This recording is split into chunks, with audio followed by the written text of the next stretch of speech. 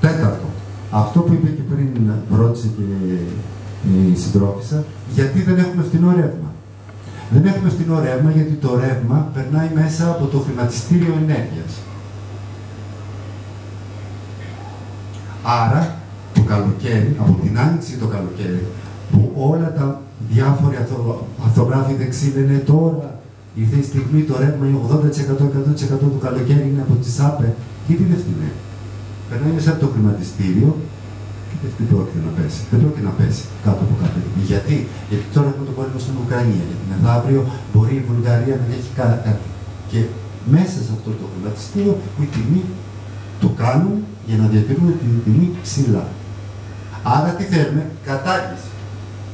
Να είμαστε σαφείς, δεν γίνεται να πούμε ΑΠΕ και μετά να βάλουμε μεγάλους λογαριασμούς γιατί το χρηματιστήριο θα κατάει την ενέργεια ψηλά. Τρίτο, δεν μας φτάνει αυτό. Ως Νέα Αριστερά θέλουμε ο κόσμος να έχει συμμετοχή σε αυτά τα έργα. Να είναι το ρεύμα κοινωνικό, συμμετοχικό. Τι σημαίνει αυτό το πράγμα? Πρέπει να θεσμοθετηθεί λοιπόν η εμπλοκή των τοπικών κοινοτήτων και των πολιτών στις αποφάσεις για τη ΣΑΠΕ. Δεύτερον, αφού έχουμε πρόβλημα με το δίκτυο, πρέπει να βάλουμε προτεραιότητα διανομής της πράσινης ισχύως. Πρώτα οι ενεργειακές κοινότητες, μετά τα οικιακά, μετά οι επιχειρήσεις. Τρίτον, εφόσον τις ενεργειακές κοινότητες τις τελειώσαμε, θέλουμε επαναδημιουργία στην πραγματικότητα των ενεργειακών κοινοτήτων και να πάρουν ένα 3 γίγα φορτίο να παράγουν. Εμείς δεν μας φτάνει αυτό. Θέλουμε και τους Δήμους να μπουν μέσα στις ενεργειακές κοινότητες και να είναι υποχρεωτικό. Τι έχει κάνει ο Δήμος Καλαμάτα? Σας έχει μιλήσει ποτέ για ενεργειακή κοινότητα? Και όχι μόνο ο Δήμος Καλαμάτα. Τρίτο, θεωρούμε ότι θα πρέπει να έχουμε συμμετοχή σε αυτές τις κινήσεις που γίνονται ενάντια στα μεγάλα έργα των ΑΠΕ, ειδικά με τις ανεμογεννήτριες και στις όλες τις κινήσεις ενάντια στις εξορίξεις. Ξαναγυρίζω πίσω σε αυτό που είπα στην αρχή. Είμαστε ενάντια στο σενάριο της ακροδεξιάς, που είναι το σενάριο, περιέχει το σενάριο των εξορίξεων. Είμαστε ενάντια στο σενάριο των φαραωνικών έργων και της πράσινης business. Και απαιτούμε να έχουμε συμμετοχή σε αυτές τις αποφάσεις για τις ΑΠΕ. Αυτά λοιπόν είναι αυτά που ως Νέα Αριστερά θέλουμε να έχουμε και θέλουμε να προτείνουμε για να φτιάξουμε το σχέδιο για τη δίκαιη μετάβαση. Ναι λοιπόν στις ΑΠΕ με δίκαιο τρόπο και με αυτόν τον τρόπο σας έδωσα κάποια παραδείγματα του τύπου να χρησιμοποιήσουμε για αυτή η μετάβαση να γίνει δίκαιη. Γιατί το νερό και η ενέργεια είναι πρωταρχικά αγαθά για τους ανθρώπους. Έτσι. Δεν θα τα αφήσουμε ούτε στην ατζέντα της ακροδεξιάς, ούτε στην ατζέντα της δεξιάς. Νομίζω ότι αρκετά σας κούρασα. Ευχαριστώ πάρα πολύ για την συμμετοχή σας.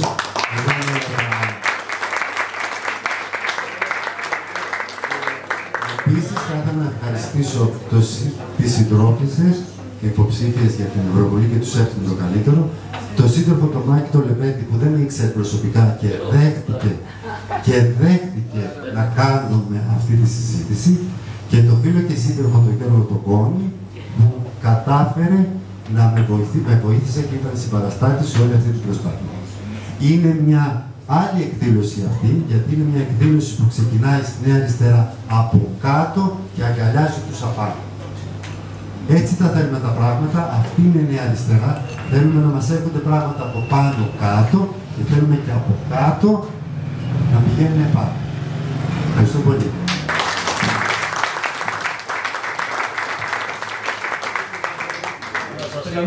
Μια ερώτηση. Η ΔΕΗ τελικά παράγει ρεύμα. Πριν να περάσουμε στη συζήτηση, ήθελα να κάνει δώσε ένα σχόλιο και δεν ξέρω αν είναι εξουσίας μου. Μετά να προχωρήσουμε σε έκκληση.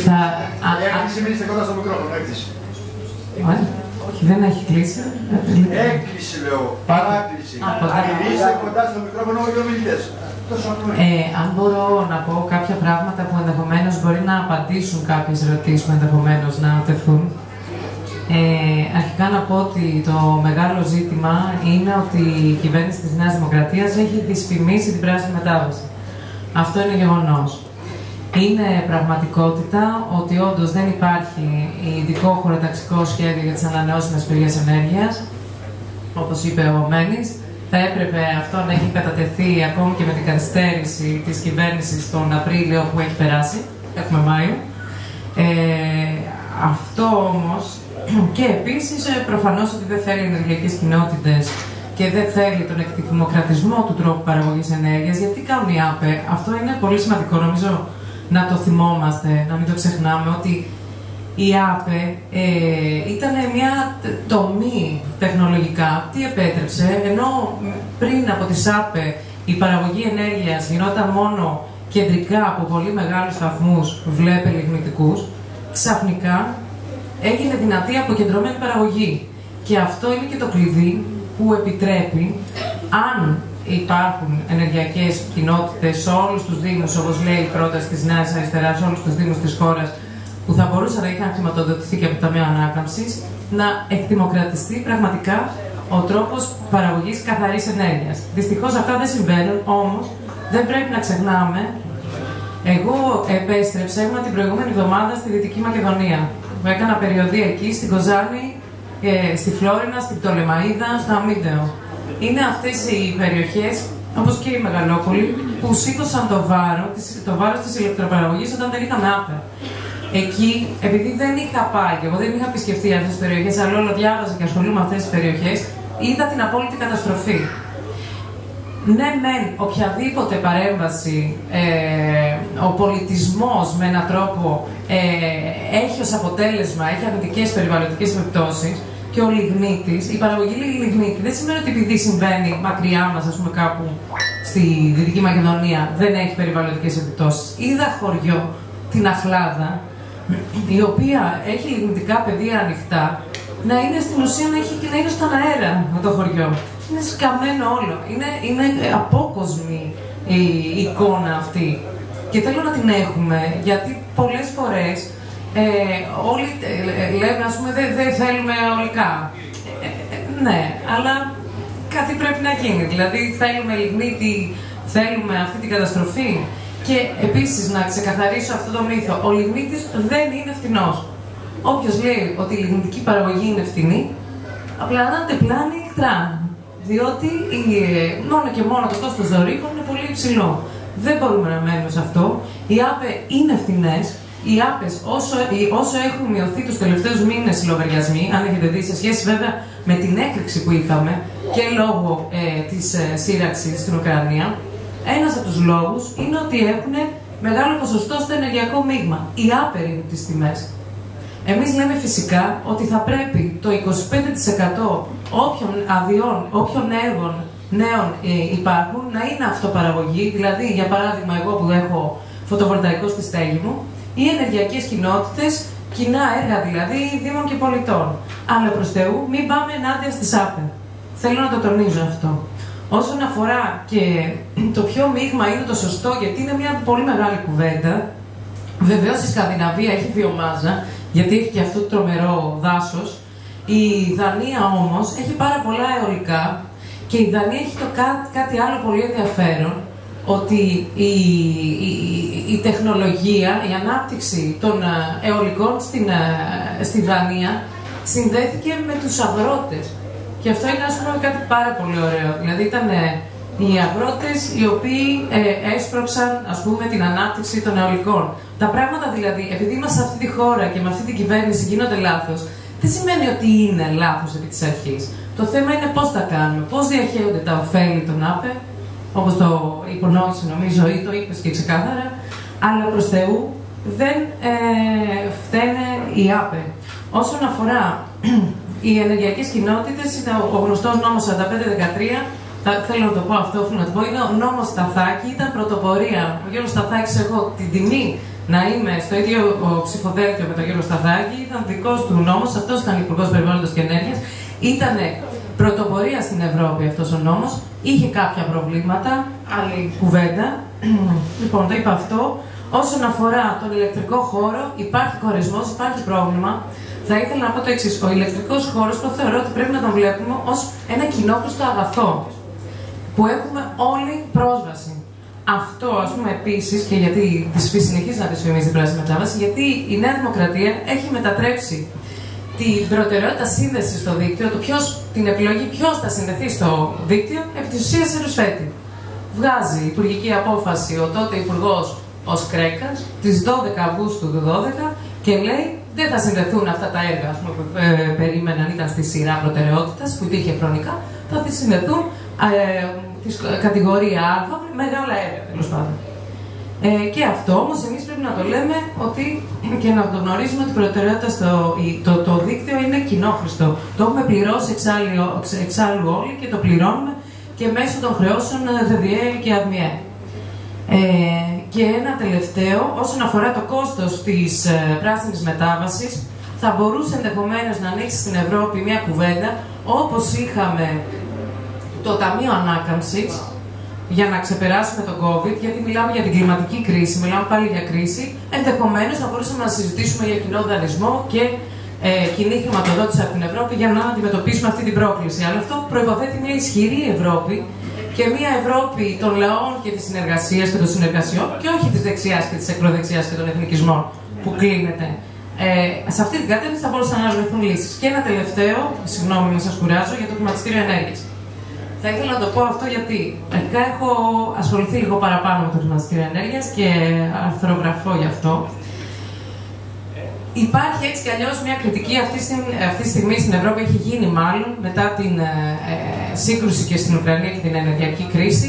Έτσι κι αλλιώς στο ευρωπαϊκό επίπεδο, επειδή μιλάμε για στην ουσία τι είναι το χρηματιστήριο ενέργειας, είναι το target model, έτσι λέγεται κανονικά, έχει επιμέρους αγορές, είναι η κοινή αρχιτεκτονική και ο κοινός τρόπος που λειτουργούν οι αγορές ηλεκτρικής ενέργειας στην Ευρώπη. Δεν πρόκειται μόνο για εθνικό πράγμα. Να το πω, να το ξέρουμε αυτό. Ποιο είναι το θέμα? Αν πούμε ότι αν καταργηθεί, τέλος πάντων, και δεν είπαμε, ότι αυτό έτσι κι αλλιώς το πώς λειτουργεί, ο τρόπος λειτουργίας του είναι σε υποαναθεώρηση, αναθεωρήθηκε μάλλον σε επίπεδο γιατί προφανώς είχε προβλήματα. Αλλά το να λέμε, τη δική μου άποψη είναι, το να λέμε ότι η κατάργηση του χρηματιστηρίου ενέργειας θα μπορούσε να φέρει χαμηλές τιμές, είναι σαν να παραγνωρίζουμε και να δικαιολογούμε την πολιτική της κυβέρνησης. Και εγώ αυτή τη χάρη δεν θα την κάνω. Γιατί τι θέλω να πω? Αυτή η δομή που λέγεται χρηματιστήριο ενέργειας μπορεί να λειτουργήσει με διάφορους τρόπους. Όμως η συγκεκριμένη κυβέρνηση επιλέγει να ακόμη οποιαδήποτε δομή της αγοράς, είτε λέγεται χρηματιστήριο ενέργειας, είτε η pool, mandatory pool που ήταν το προηγούμενο, όπως και να λέγεται, και πάλι το αποτέλεσμα το ίδιο θα ήταν. Θα ήταν κέρδη, μόνο υπερκέρδη μάλιστα για τους παρόχους ρεύματος και κόστος για εμάς. Γιατί αυτή η κυβέρνηση δεν θέλει να προστατεύσει εμάς τους καταναλωτές. Θέλει να προστατεύσει τα υπερκέρδη των εταιριών. Αυτό θέλει να κάνει. Οπότε είναι ενδιαφέρουσα η συζήτηση για το χρηματιστήριο ενέργειας, αν λειτουργεί, πώς θα μπορούσε να μεταρρυθμιστεί, θα μπορούσε να γίνει. Αλλά με αυτή την κυβέρνηση, δηλαδή η κατάργηση από μόνη της δεν θα έφερε κάτι. Με τη Νέα Δημοκρατία στην κυβέρνηση πάντα θα έχουμε ακριβές τιμές. Αυτά. Ευχαριστώ πολύ. Συγγνώμη. Εγώ ρώτησα μόνο το ιδεή τελικά παράγει ρεύμα. Αυτό είναι μια ερώτηση. Μέσα σε όλα αυτά δηλαδή η ιδεή που βρίσκεται. Είναι ΕΕ όμως, δεν είναι ΔΕΗ. Έχει γίνει αντί για δημόσια, είναι απλή εταιρεία ενέργειας. Ευχαριστώ πολύ τον κύριο Στομένη γιατί μας ενημέρωσε πάρα πολύ περιστατωμένα και τον Γιώργο που ήταν από πίσω.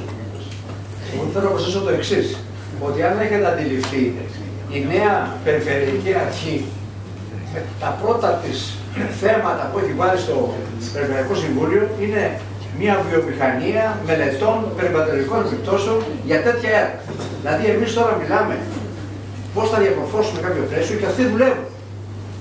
Με διάφορους έμεσους τρόπους πλάγιους φτιάχνουν έτσι όπως θέλουν τις μελέτες αυτές, τις εγκρίνουν και για την έδρα που προηγουμένως η Δήμητρα, οι αρχαίοι Έλληνες στην έδρα την θεοποίησαν, γεννήθηκε ο Δίας, την προστάτευαν. Εμείς δεν έχουμε ιερό και όσους. Αυτό λοιπόν το πράγμα πήγε. Δεν μπορούμε να αφήνουμε βιομηχανία κυριολεκτικά περιβαλλοντικά μόνο αυτά. Και στο Καρβέλι και στην Κορώνη και ξέρω εγώ και πού αλλού. Και στο Μαγκλαβά. Αυτά τα πράγματα πώς πρέπει να τα σταματήσουμε. Είναι άμεσα, επίγον. Αυτό θέλω να προσθέσω σε όσα είπατε. Για την βιομάζα, γιατί είναι τόσο λίγο, έχει κόστος, γιατί και ιδιαίτερα στην περιοχή φαίνεται ότι αφορά από τη Δυτική Πελοπόννησο. Δηλαδή εκεί θα μπορούσε να υπάρχει ανάπτυξη. Γιατί δεν προχωράει αυτό? Λοιπόν, το πρόβλημα που έχουμε με τη βιομάζα είναι ότι ο καθής έχει το κτήμα του, τις ελιές του, τα πέλια του, έχει τη δική του περιουσία, οπότε για να φτιαχτεί μια μονάδα βιομάζας πρέπει κάποιος να κάνει συμβόλαιο με τον καθένα ξεχωριστά, να του παρέχεται τη βιομάζα για να μπορεί να κάνει δουλειά. Αυτό είναι ένα μεγάλο πρόβλημα. Χρειάζεται δηλαδή αν είναι ιδιώτες. Τι μπορούμε να κάνουμε για τη βιομάζα? Και αυτό είναι πάλι το παράδειγμα που έχει κάνει, που είπε για τη Δανία από την άλλη μεριά. Οι αγρότες στην Δανία δουλέψαν και με τη βιομάζα. Δηλαδή κάνανε σε τοπικές κοινότητες αποφασίσαν ότι θα δίνει τη βιομάζα τους, δηλαδή να έχουν μικρές μονάδες που θα καίνε αυτά που ούτως ή άλλως θα καίκανε και θα πετάνε. Ένας τρόπος που μπορεί να γίνει είναι να αρχίσει να γίνει δίνω ένα παράδειγμα. Να φτιαχτεί μια μονάδα σε μια περιοχή, στην οποία περιοχή μετά θα απαγορευτεί να καίσει. Άρα θα τα δώσει. Και δεν αποτελεί αυτό προστασία κατά των πυρκαγιών? Όλοι έχουμε προβλήματα με απόβλητα, ακόμα και αυτοί που δεν έχουμε κτήματα και μπορεί να έχουμε κάποιο εξωτικό ή και το σπίτι μας που έχει κλαριά και κλαδέψαμε το δέντρο και δεν ξέρουμε που θα τα βάλουμε. Τα πετάμε στα σκουπίδια. Αν απαγορευτεί, τι ακριβώς είναι να γίνει? Μια μεταφορά αυτών των υπολειμμάτων, τα αφήνει στην άκρη στο χωράφι σου και όταν τα μαζεύουν, τι γλιτώνεις? Δεν γλιτώνεις κόστος. Καλά αυτοί που είναι αγρότες, εμείς που δεν είμαστε αγρότες και έχουμε να μαζεύει τις ελιές και πρέπει να κάτσω τα κάψουμε. Να πληρώσω και κάποιον να τα κάψει. Το λέω από άποψη οικονομίας. Προστασία λοιπόν. Τα καίμε που τα καίμε αυτά, γεμίζει ο τόπος διοξείδιο του άνθρακα, να τα καίμε και θα έχουμε ενέργεια. Δηλαδή η βιομάζα συνδέεται και με διάφορα άλλα πράγματα. Δεν γίνεται, σου απαντάω, γιατί για να το κάνει κάποιος ιδιώτης, έτσι όπως λειτουργούσαμε τώρα και λειτουργούμε ακόμη, σημαίνει ότι θα πρέπει να συμφωνήσει με πάρα πολλούς παραγωγούς που να του δίνουν τα υπόλοιπα. Τώρα με την ελιάκη έχουν καινούργιοι μέθοδοι. Δηλαδή τα τριβία τα οποία το τρίβουν και το αφήνουν κάτω. Ναι, υπάρχει και αυτό, ότι το χρησιμοποιήσει όλος λίπαρος. Άρα από εκεί δεν υπάρχει παραγωγή, δεν έχουμε πρόβλημα. Κάποιοι το χρησιμοποιούν, κάποιοι άλλοι δεν το χρησιμοποιούν. Αυτό επεκτείνεται. Υπάρχουν υπολείμματα από αραβοσίτη, υπάρχουν διάφορα. Αυτό με τη γεωθερμία είναι πολύ ενδιαφέρον. Αυτό είναι να συζητήσουμε περισσότερο. Είναι πιο... Ναι, πολλά είπαμε για να τα κάνουμε και λίγο περισσότερο, αλλά ήδη σας κράτησα το σύνορα. Την προηγούμενη παρουσίαση που έκανε στην Αθήνα ήταν μια μισή ώρα. Δηλαδή, είπαμε να τους μικρύνουμε για να μπορούμε να μιλήσουμε όλοι και να μπορούμε. Για τη γεωθερμία, αν θες να σου πω, είναι δύο πράγματα. Το ένα είναι, έχουμε δύο είδη, όταν το νερό βγαίνει και έχει θερμοκρασία πάνω από 100 βαθμούς Κελσίου, μπορείς να το βάλεις κατευθείαν να παράγει ηλεκτρικό ρεύμα. Έχουμε δύο περιοχές στην Ελλάδα που έχουν τέτοια παραγωγή, είναι η Μύσινος και η Μύκος. Στο τέλος της δεκαετίας του 80 έγινε το πρώτο πείραμα από την τότε ΔΕΗ να γίνει μια μονάδα, να δουν δοκιμαστικά τι γίνεται στην Μήλο, αλλά επειδή είχαν ένα ατύχημα μετά από κάποιες μέρες, κάτι έσπασε ένα σωλήνας και τους έβγαινε το νερό και εκεί τελείωσε. Η έρευνα τελείωσε εκεί. Δεν ξέρουμε ακόμα, εικάζουμε, έχουμε μόνο κάποια σημεία που ξέρουμε ότι πόσο είναι το γεωθερμικό φορτίο. Σε κάποια άλλα υποθέτουμε ότι είναι τόσο, με μια υπόθεση προς τα κάτω. Αλλά με βάση το νούμερο που έχει η Τουρκία και η Ιταλία, προφανώς είμαστε πάνω από 3. Όλες οι άλλες περιοχές, ειδικά η περιοχή της Βόρειας, Ανατολική Μακεδονία, Θράκη και όλο εκείνο το τόξο και τα νησιά, έχουν μεγάλο γεωθερμικό φορτίο. Το οποίο σημαίνει τι? Και όσον αφορά και το αποτύπωμα, στη γεωθερμία το αποτύπωμα είναι πολύ μικρό. Το το κύριο που χάνουμε είναι ότι βγάζουμε αυτό το νερό που είναι σωστό, το κάνουμε ηλεκτρική ενέργεια, αλλά στην αλλαγή της ενέργειας χάνουμε ένα 20 με 30% από το νερό. Το υπόλοιπο το ξαναλύουμε όλα στην τρύπα που ήταν. Αυτό είναι το. Να σου πω και το μειονέκτημα. Υπάρχει ένα ερώτηση. Τα δημόσια κτίρια, ακούγομαι εγώ από τον Μ' ακούνε όλοι, δεν υπάρχει θέμα. Τα δημόσια κτίρια δεν μπορούσαν να έχουν φωτοβολταϊκά πάνω προκειμένου να έχουν το δικό τους ρεύμα, όπως νοσοκομεία, γυμναστήρια, φυσικά κέντρα κλπ.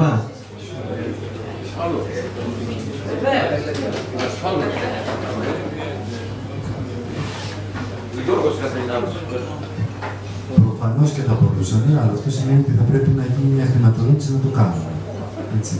Και σας είπα ότι και όχι μόνο τα δημόσια κτίρια θα πρέπει να ήταν και αυτό, γι' αυτό θα δίνετε παράδειγμα. Στην Ελλάδα είπαμε ότι είναι το 6,3. Στην Ελλάδα με τόσο ήλιο, εγώ θεωρώ ότι είναι αδιανόητο να μην μπορεί, γιατί ξέρω ότι δεν γίνεται, γιατί χρειάζονται λεφτά για να πάει στην φωτοβολταϊκά.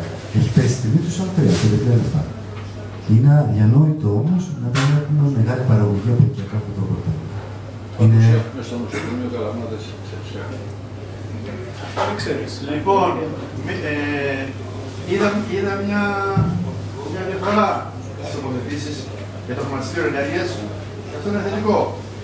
Ρωτάω τον κύριο Μάκη. Λοιπόν, εσείς προτείνετε κατάργηση του χρηματιστηρίου. Έτσι, δεσμοθετήθηκε ΣΥΡΙΖΑ. Το 18. Λοιπόν, λειτουργήσε λοιπόν, η συντρόφισσα έκανε μια άλλη προσέγγιση ότι έχει σημασία κατάλαβα ότι πώς θα εφαρμοστεί αυτός ο δεσμός. Καταρχήν, πόσες ώρες από τις 27 το εφαρμόσουν, αν είναι υποχρεωτικό, αν είναι δέσμευση και αν μπορούμε με βάση τις βαρικές υποχρεώσεις να το καταργήσουμε. Το μόνο που μπορώ να πω, η Νόα ξέρει πολύ καλύτερα. Εγώ το έθεσα ως θέμα γενικά θα πρέπει να μην μας χρειαστεί. Δηλαδή να είναι ένα από τα θέματα που βάζουμε και το χρηματιστήριο ενέργειας θα πρέπει σε κάποια φάση να μην υπάρχει. Και αν θα υπάρχει, να υπάρχει με όρους. Γιατί να υπάρχει. Αλλά έτσι το είπα για να δηλώσω ότι έτσι πως είναι, δεν το θέλω. Στο μέλλον δεν είναι ο καπιταλισμός στο χρηματιστήριο. Οικονομολόγος είμαι εγώ, αλλά θέλω να χρησιμοποιήσω την τρόφισσα. Επειδή θα μπούμε σε θέματα που είναι βαρετά, το χρηματιστήριο ενέργειας, κουραστικά ή σύνθετα για κάποιους ανθρώπους. Ωραία. Το χρηματιστήριο ενέργειας είναι target model. Έχει 4 επιμέρους αγορές. Δεν είναι μόνο ένα πράγμα. Δεν είναι το χρηματιστήριο ενέργειας. Η κυβέρνηση της Νέας Δημοκρατίας έχει επιλέξει, επειδή είστε οικονομολόγος, σχεδόν το 100% της ενέργειας να είναι στη spot αγορά. Τι όμως θα μπορούσε να κάνει, τι σημαίνει αυτό, δηλαδή να συνανάγεται, να είναι χρηματιστηριακό στην προημερήσια αγορά. Αλλά αυτό δεν το κάνει καμία άλλη χώρα που εφαρμόζει το target model. Γιατί είναι κοινή αρχιτεκτονική, όπως είπα. Τι κάνει, σχεδόν το 80% της ηλεκτρικής ενέργειας είναι εκτός του target model. Δηλαδή, διμερείς συμβάσεις, που πάει να προχωρήσει τώρα, δεν έχουμε. Δηλαδή, εμείς τώρα ξεκινάμε με διμερείς συμβάσεις. Προθεσμιακά συμβόλαια, συμβόλαια μελλοντικής εκπλήρωσης. Δηλαδή, δίνω χ ποσότητα ενέργεια στη χ τιμή. Τότε, αυτά όλα, τι κάνουν, αντιστάθμιση κινδύνου. Εμείς δεν τα είχαμε όλα αυτά. Γιατί όλα αυτά, θέλω να πω και να το τονίσω, δεν έγιναν, είναι το σχέδιο με σχέδιο που λέγαμε. Αυτή είναι η στρατηγική της Νέας Δημοκρατίας, με δική τους επιλογή. Ξεκίνησε να λειτουργεί το χρηματιστήριο, το target model, πιο σωστά, τον Νοέμβριο του 20, αν δεν κάνω λάθος, ξεκίνησαν να παίζουν παιχνίδια στην αγορά εξισορρόπησης. Γιατί υπάρχει και αυτή είναι μία από τις επιμέρους αγορές. Γιατί έγινε αυτό, γιατί τα ανέχει η κυβέρνηση αυτά τα παιχνίδια. Σε άλλες χώρες λοιπόν. Δεν συμβαίνουν αυτά. Εφαρμόζεται το target model. Δεν λέμε όχι. Θα πω, έχει στρεβλώσεις. Γι' αυτό ακριβώς αναφέρθηκα στο ότι έχει γίνει όλη η κουβέντα και η von der Leyen, ας πούμε, δέχτηκε ότι έχει στρεβλώσει αυτό το μοντέλο. Γιατί τι κάνει, έχει την οριακή τιμολόγηση. Η τελευταία ακριβή μονάδα συνήθως φυσικού αερίου που μπαίνει είναι αυτή που καθορίζει την τιμή, την υψηλή. Και παίρνει μπάλα και τις άλλες. Αυτό είναι στρέβλωση. Βεβαίως. Το αλλάζει η αναθεώρηση τώρα? Δεν το αλλάζει. Αλήθεια είναι αυτό. Αυτή είναι μια στρέβλωση. Πήρε όμως εξαίρεση μέσα στην κρίση? Πήραν η Ισπανία και η Πορτογαλία από την οριακή τιμολόγηση που δημιουργεί το πρόβλημα? Ναι, είναι η απάντηση. Τη διεκδίκησε η Ελλάδα? Όχι, είναι η απάντηση. Άρα εμείς την αριστερά την προτείνουμε. Άρα όλα είναι πολιτικά. Η δική μου άποψη είναι ότι μπορούμε να ανοίξουμε αυτή τη συζήτηση. Εγώ ξαναλέω ότι δεν λειτουργεί τίποτα εν κενό. Ούτε το χρηματιστήριο, ούτε το pool, το μαντάτο pool. Γι' αυτό υπάρχει ότι και το προηγούμενο σύστημα να είχαμε και πάλι θα είχαν οι υπερκέρδη υπάροχοι με τη Νέα Δημοκρατία. Καταλαβαίνετε να πω. Είναι σημαντικό να το λέμε αυτό γιατί είναι πάρα πολύ εύκολο. Είναι πάρα πολύ εύκολο να λέει το καταργώ. Και τι θα λύσει, θα έρθει ο Μητσοτάκης να ήταν εκεί. Ποιος θα επωφελείται από την πολιτική του Μητσοτάκη? Θα έχω εγώ φθηνό ρεύμα? Θέλει? Δεν το θέλει. Τι προτείνουμε? Τι προτείνουμε? Προτείνουμε μεγάλο, ναι, η σπότα αγορά να αφορά ένα πολύ, όχι δεν θα σου πω στην αριστερά, δεν έχω αυτή τη στιγμή. Εγώ προτείνω και λέω, η στρέβλωση πρέπει να το ξανασυζητήσουμε και στην Ευρώπη. Ισχύει. Προτείνω να αλλάξει κυβέρνηση. Προτείνω αυτοπαραγωγή, ενεργειακές κοινότητες. Προτείνω ένα πάρα πολύ μικρό ποσοστό να περνάει τη σπότα αγορά. Αυτό προτείνω. Αλήθεια είναι αυτό. Αλλά προτείνω και ενεργειακές κοινότητες και να μπούμε και εμείς στην παραγωγή. Και είναι εφικτό. Δηλαδή θέλω να το λέω αυτό. Μόνο αυτό και σταματάω. Το καταχαρώ το μικρόφωνο. Οι ενεργειακές κοινότητες δεν είναι κάτι φανταστικό που πλανάτε. Γιατί λέμε πολλές φορές και παλιότερα, λέγαμε σε οργανώσεις ενεργειακής κοινότητας να κοιτούσαν οι άνθρωποι, δεν είναι κοινότητα. Παίρνω τιμολόγια, δεν ξέρω τι μου γίνεται εδώ πέρα. Είναι κανονικό εργαλείο. Θα μπορούσαμε να το χρησιμοποιήσουμε. Ήτανε οι ενεργειακές κοινότητες εμφανίστηκαν μετά την πρώτη πετρελαϊκή κρίση σε άλλες χώρες. Γιατί ήταν η αντίδραση των ανθρώπων για να έχουν πρόσβαση στο ρεύμα. Δεν είναι κάτι φανταστικό, αλλά αυτή η κυβέρνηση δεν τη θέλει. Είναι λογικό, γιατί θέλει να πληρώνουμε εμείς το ρεύμα, παιδιά. Είναι σαφές αυτό. Άλλη ερώτηση. Χρήστος Αναστασόπουλος ονομάζομαι. Θα ήθελα την παρέμβαση να μπορούσα να έχω τη δυνατότητα να κάνω μια μικρή παρουσίαση, 5-6 λεπτά αν υπάρχει χρόνος και η διάθεση. Είμαι τουριστικός αστρογράφος. Είμαι μέλος μιας πρωτοβουλίας ομάδας σχετικά με τον τουρισμό. Έχω την αίσθηση ότι όλες οι ΑΠΕ δεν είναι ίδιες. Ειδικά η περίπτωση των ανεμογεννητριών θα πρέπει να αποτελέσει,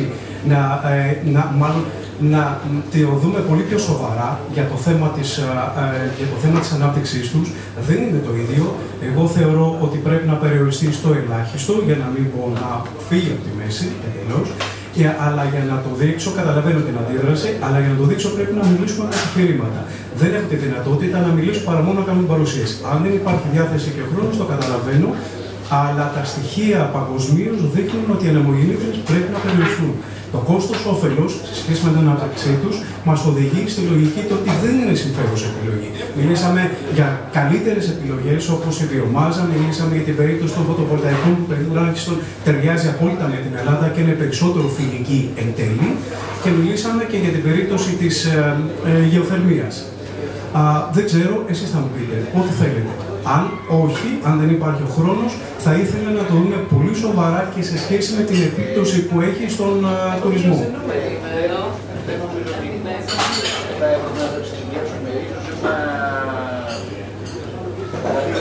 Εσείς αποφασίζετε όπως θέλετε. Απλά να ληφθεί υπόψη. Γιατί έχω την αίσθηση ότι δεν το έχουμε καταλάβει τι επίπτωση έχει και αυτό φαίνεται από τις αντιδράσεις όλη την Ελλάδα. Νομίζω δεν τις λαμβάνουμε υπόψη μας. Χρήζει περαιτέρω συζήτηση σε μια πιο εξειδικευμένη τέλος πάντων. Αλλά εάν πούμε σε αυτή, δεν θα δώσουμε ευκαιρία σε άλλους διαφορετικές ερωτήσεις. Εάν υπάρξει χρόνο στο μέλλον και συνδιάθεση. Όπα, συγγνώμη και δεν ακούγεται. Εντάξει,